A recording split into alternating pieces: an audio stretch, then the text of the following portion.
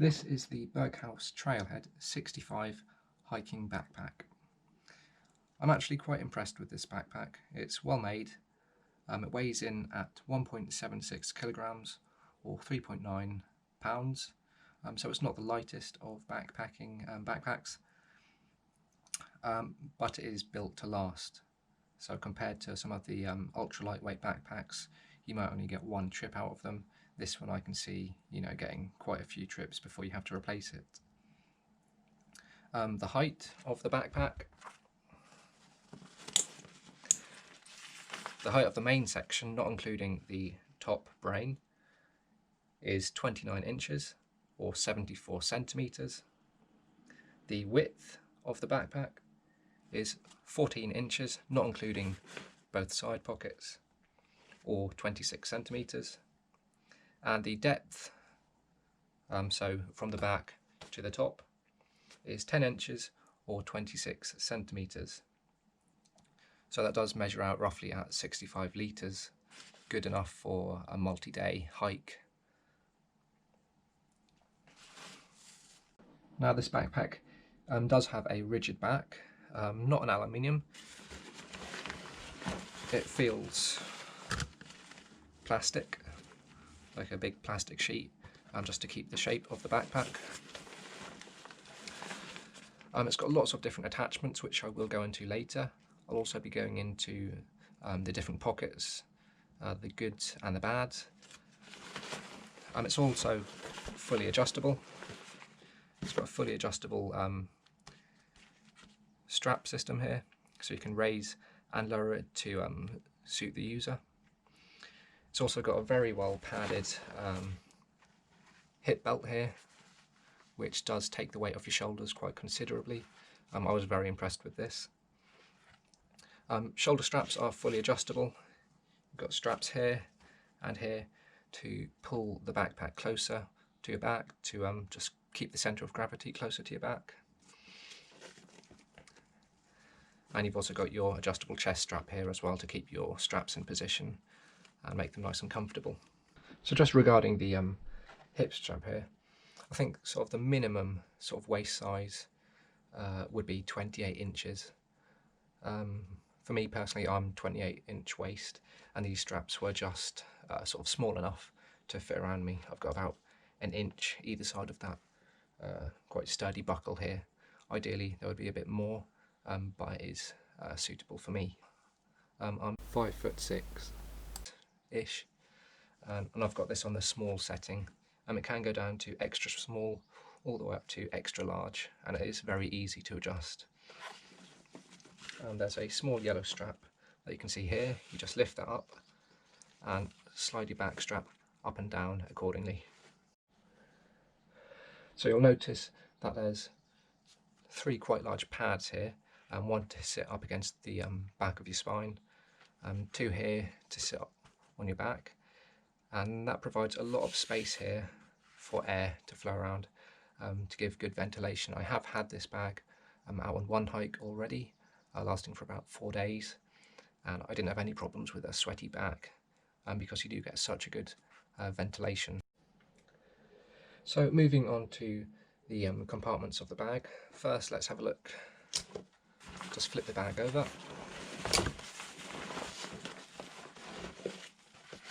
Now I have filled this bag up with a sleeping bag and 2 pillows just to give it a bit of shape, to make it easier to see. So first of all, we'll have a look at the sleeping compartment. We'll then have a look at both the side compartments here and here, and we will also have a look at the brain on top of the bag. The main section where you'll put your tent, clothes, cooking equipment, for example. So to get access to the lower compartment, you just have to undo these 2 clips here. These clips, I've got these folded up, but they can be extended, so you can fit a sleeping mat or a tent, for example, to the bottom of your bag.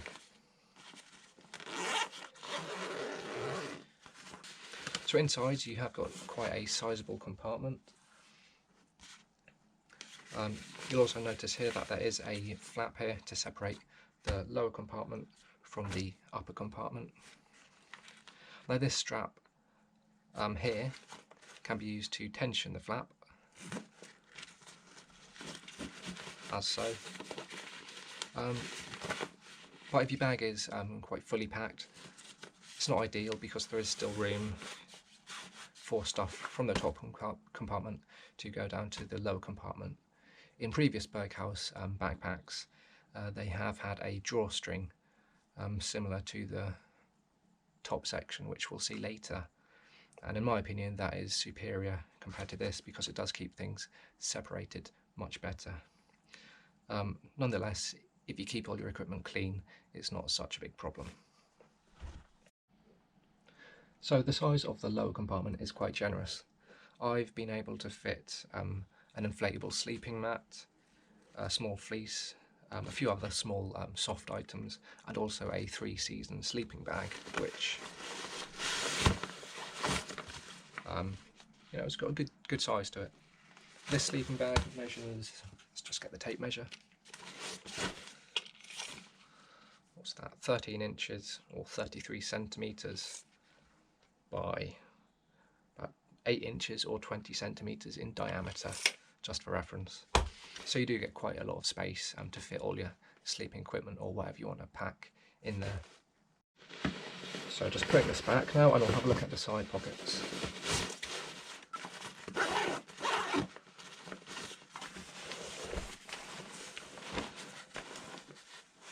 Now, I will only show one side because both sides are exactly the same. So on the bottom part of the bag, you've got an elasticated pocket here. It's got reasonable room in here, just about to fit my hand in. My hands are quite small, so if you have got bigger hands, I might struggle a bit to get things. But it should stretch big enough for a water bottle or whatever you want to put in it.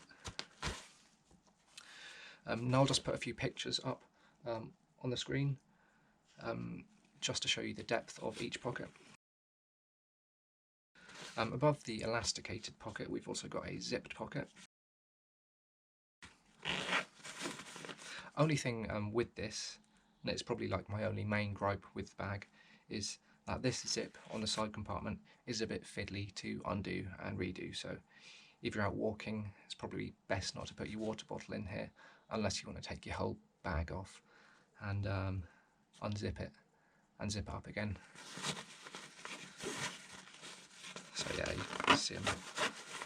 That time it went okay, but normally I find to make it easier, I flip up this lip here and undo it and redo it like that. So in this zip compartment, you've got quite a lot of space as well. Just get a smart water bottle.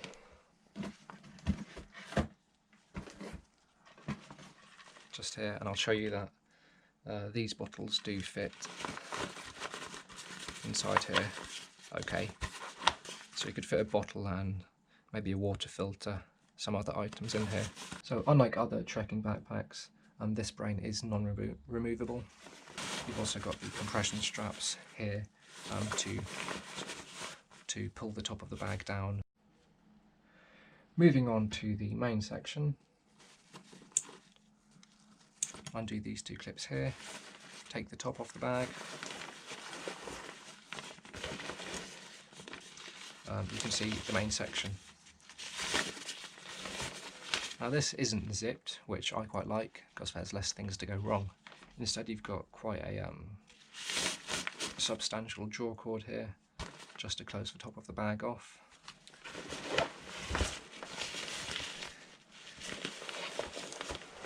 Right, inside the bag you can see I've just stuffed a few pillows in there. It is just one big open space. There is one pocket here. I don't know if you can see that or not. Maybe not. Just here, which is sort of a very small pocket that fits up closely against the back of the backpack, which would be quite good for putting flat items such as a map or a small book just to stop them getting creased. But that is the only internal pocket in the main section of the bag. Now, the Berghaus Trailhead 65 litre backpack is not waterproof, however, fortunately they do include a waterproof cover, and that can be accessed in this little Velcro pocket here. Pull that out and you've got the waterproof membrane to put over the bag. I have tried this out and it does cover the entire bag, but for me personally, what I always do is put the contents of the bag in a strong bin liner, just as sort of a second line of defence. Of course, camping in wet clothing and wet gear is not fun, and it also adds extra weight to your pack. So just going over the straps and adjustments, all the minor details. Starting off on the back, of course we've got the hip belt here, which is very well padded. You've got a substantial clip here, which shouldn't break anytime soon. You've got a generous amount of extra sort of belt here to make them nice and wide. Like I said earlier, smallest waist size is about 28 inches. Largest, I don't know yet, but it's a lot because these are folded over several times. On the back of the hip straps, you've also got a strap here to help pull the backpack closer to your hips, keep the C of G closer to your body. You've got the back adjustment lever here to raise and lower the back straps. The back straps themselves are quite comfortable. When you first get them, they are a bit rigid, but after maybe a week or so of hiking, they do soften up a bit and get a lot more comfortable, I found. You've got your typical cord here, pull that down to tighten the straps. You have also got a chest strap here to keep the shoulder straps in position. Got a small clip here, and these are adjustable in 4 different positions. So depending on your body size, you can adjust the strap to suit you. Moving further up the bag, you've also got an elasticated strap here. Could be used for anything really. One thing I did miss out earlier, you have got a little hole there to put your water bladder straw.